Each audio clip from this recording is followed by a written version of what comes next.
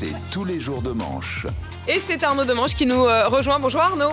Bonjour. Salut. Un peu de confusion ce matin autour de cette chaise. On s'est battu pour le siège avec l'invité. C'est ça. Apolline, Charles, Manu, Mathieu, petit Présent. sondage. Est-ce que vous avez bu de l'alcool ce matin autour de cette table avant Alors de ce venir matin, non. Non, alors je Pas ne critique encore. pas la qualité de la matinale. hein. Je vous demande si vous êtes pris une petite bière et tout. Non, Non, eh non, bien non. c'est normal, car on ne doit pas boire au travail. Et pourtant, il y a une buvette à l'Assemblée nationale. Viens boire un petit coup à la maison. C'est ambiance. C'est le palais. Oh putain, vous le faites bien. Ah, il est bon, c'était Mathieu ça. On le refait, Ah ouais, on le joli. refait. J'arrive pas à le Quand on rigole, c'est moins facile. Hein. Joli, joli. C'est le palais. C'est l'ambiance. Le son du bonheur. Donc on était. Oui, donc voilà. Oui, donc il y a une buvette. Il y a une buvette à l'Assemblée nationale. hein, c'est le Palais Bourbon. On comprend mieux. Les députés boivent. Et moi aussi ce matin. Vous avez bu ce Un petit matin. peu célébré. On comprend mieux certaines lois. Mais ça va changer car les écologistes veulent interdire l'alcool à l'Assemblée nationale. Voilà où je voulais en venir. Bien depuis le début. Voilà. sûr. C'est les Verts qui proposent de plus en servir. Alors, je ne nie pas que l'alcool peut aider à supporter un discours de Mathilde Panot, mais à consommer avec modération, bien sûr. Je parle des discours de Mathilde Panot, évidemment. Alors, j'ai demandé à un député ce qu'il en pensait, et il m'a dit « Vous savez, Arnaud,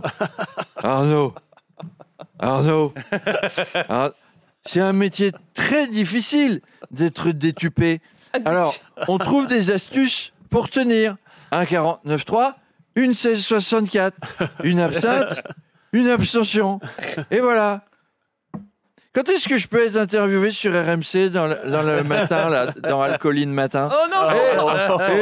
Et les journalistes, ils devraient faire comme nous. Ce serait plus rigolo, les journalistes qui boivent. Oui, mais ça s'appelle l'heure des pros, monsieur. Ah oui, ça existe déjà. Oui. La troisième conférence des Nations Unies, Arnaud, sur les océans a lieu aujourd'hui à Nice. Sous l'océan, sous l'océan. Oui, parce que si on fait pas gaffe au climat, on va tous y finir sous l'océan. Alors, 100 délégations internationales, 50 chefs d'État, 5 jours de débat à Nice, car les Niçois sont en première ligne sur les questions des océans. Tenez, Éric Ciotti, si l'eau des océans monte, eh bien, bientôt, il ne pourra plus se balader sur la promenade des Anglais, parce qu'il aura plus pied, ce sera fini.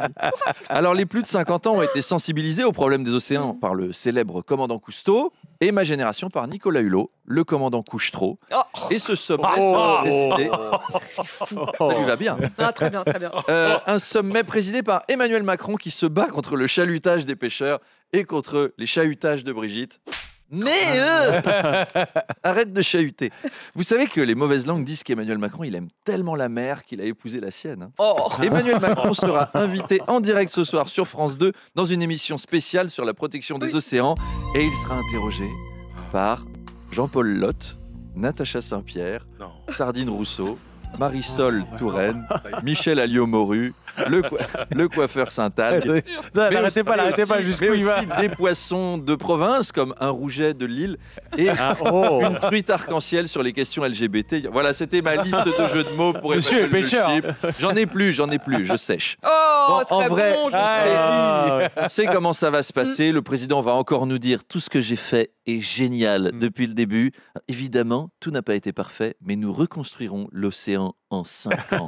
Et en plus beau, et en plus bleu. Et on n'aura qu'à traverser la rue pour trouver des bulots. Ah ouais, il y en a. Je vous ai dit, j'ai bu ce matin. Chaud patate. Arnaud, le ministre de l'économie, Éric Lombard, a confirmé la suspension de MaPrimeRénov' en raison des nombreuses demandes et des fraudes. Oui, le secteur du bâtiment est très en colère et il compte manifester avec des engins de chantier et des grues. Ils vont manifester avec des grues, quoi. Après, tu as raison de te servir de ton matériel quand il est cool. C'est vrai que les coiffeurs, s'ils manifestent en jetant des bigoudis sur les CRS ou de l'eau en disant « ça va, c'est pas trop chaud », ils auraient préféré avoir un tractopelle, les gars. C'est tendu entre le gouvernement et les entreprises du bâtiment. Là, je sens que la France va carrément convoquer l'ambassadeur du Portugal au Quai d'Orsay. Alors, monsieur Da Silva, comme ça, on menace la France.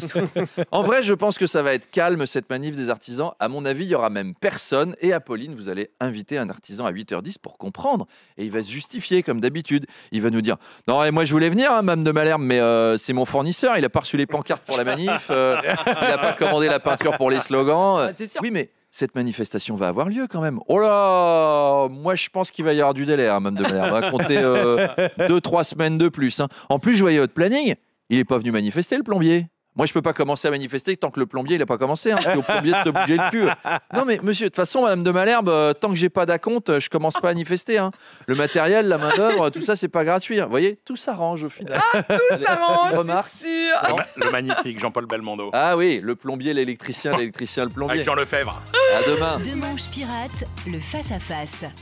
Salut Arnaud. Bonjour. Un face-à-face exceptionnel tout à l'heure, de 8h30 à 9h30 sur RMC et BFM TV. Mon invité, ce sera Stéphanie. Stéphanie, c'est la maman d'Elias, cet adolescent de 14 ans qui avait été tué en janvier dernier à la sortie de son entraînement de foot à Paris. Oui, et c'est la médaille d'or de la chronique la plus difficile à faire ce matin. Ah là, on est sur le podium, là. Ex-aequo avec le 7 octobre et Gisèle Pellicot. Hein, c'est sûr que c'est plus facile quand on reçoit Éric Ciotti. Hein. Là, les blagues s'écrivent toutes seules. En plus, personne n'est solidaire dans ses chroniques ce matin. Manu Le Chypre, il n'a pas écrit un papier sur la famine au Bangladesh. Non, à 6h20, il nous a fait « Comment les Français financent leur mariage ?» et Arthur Chevalier, il aurait pu nous faire une chronique sur l'exploitation des fillettes de 8 ans dans les mines de charbon en hiver 1837. Pas du tout. Les films de dragons. Et même Géraldine à la météo. Il fait beau. Enfin, merci la solidarité, quoi. Sympa. Donc ce matin, Apolline, vous recevez Stéphanie, la maman d'Elias, assassinée à Paris par 2 adolescents pour son téléphone. Elias a été tué à coups de machette et Stéphanie déplore que ce n'ait pas été assez mentionné. Ça a été par un adolescent de 16 ans. Et quel genre d'ado va s'acheter une machette, hein ? Et pourquoi un commerçant vend une machette à un ado ? Pourquoi il lui vend ? T'as peur de lui ? Mais c'est toi qui l'as, la machette, jusqu'à présent. Et pourquoi on vend des machettes à Paris, d'ailleurs ? Qu'est-ce qu'on a à débroussailler ici ? Les sourcils de François Fillon, il est reparti dans la Sarthe, là. C'est fini maintenant. Les 2 meurtriers collectionnaient les délits depuis 2021.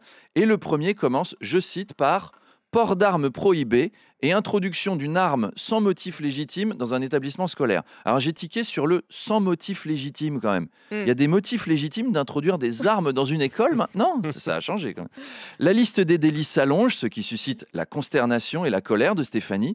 Le même ado avait été condamné pour vol avec arme, vol aggravé et extorsion. Et pour ça, il avait juste pris un avertissement judiciaire. Limite un mot dans le carnet de correspondance et une petite croix bleue, c'est Montessori, quoi. Je crois pas qu'il faille mettre tous les mineurs au bagne de Cayenne, mais nous, quand on jette un papier par terre, c'est 135 €, quoi. Donc il y a peut-être un équilibre à trouver entre les deux. Enfin, Stéphanie est en colère contre François Bayrou, qui s'est défaussé sur les réseaux sociaux, qui a dit oh là là, toute cette violence, c'est la faute de Facebook. Non mais monsieur Bayrou, il y a aussi un problème de justice, de moyens de la faire respecter, de conception de la loi. Oh là là, Snapchat, tous ces jeunes qui font des stories et des pokes et qui s'envoient des emojis. Oui, alors après, est-ce qu'on peut vraiment compter sur François Bayrou pour regarder objectivement la situation des crimes et des délits commis sur des ados ? Ah, Hein ? je Voilà. vois venir. Si on demande aux anciens de Bétarame, je crois qu'ils ne seront pas surpris de l'attitude un peu fuyante du Premier ministre. Mais nous reparlerons plus longuement de tout ça avec Stéphanie, la maman d'Elias, à 8h.